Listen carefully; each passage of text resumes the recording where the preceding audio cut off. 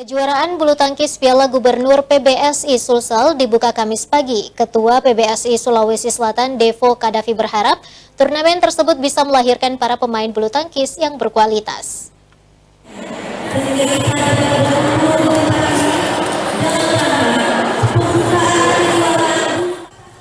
Berlangsung di Gedung Olahraga Kantor Gubernur Sulsel, Kamis pagi, kejuaraan bulu tangkis Piala Gubernur PBSI Sulsel resmi dibuka.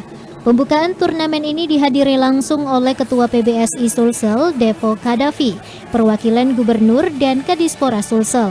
Ratusan peserta mulai dari kategori pemula, anak-anak hingga remaja juga mengikuti langsung prosesi pembukaan kejuaraan ini.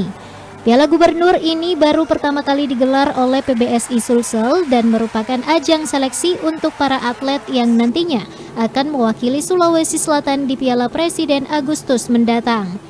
Ketua PBSI Sulsel, Devo Kadafi mengatakan, kejuaraan ini dibuat untuk memberi kesempatan kepada para bibit-bibit muda bulu tangkis untuk berkompetisi menunjukkan kemampuan terbaik mereka. Piala Gubernur ini merupakan yang pertama kali dilaksanakan dan merupakan juga seleksi menuju Piala Presiden yang akan dilaksanakan di awal Agustus sampai pertengahan Agustus. Kita mempersiapkan ini sebaik-baiknya agar muncul lagi bibit-bibit muda, bibit-bibit atlet bulu tangkis Sulawesi Selatan yang kita harapkan akan menjadi kebanggaan bagi Sulawesi Selatan ke depan. Devo berharap Piala Gubernur ini bisa melahirkan pemain bulu tangkis yang berkualitas dan nantinya bisa mengharumkan nama Sulawesi Selatan di kancah nasional.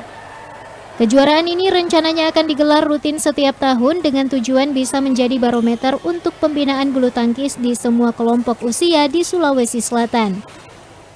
Sebelumnya Piala Gubernur PBSI Sulsel ini akan berlangsung selama 4 hari mulai Kamis hingga Minggu 17 Juli mendatang.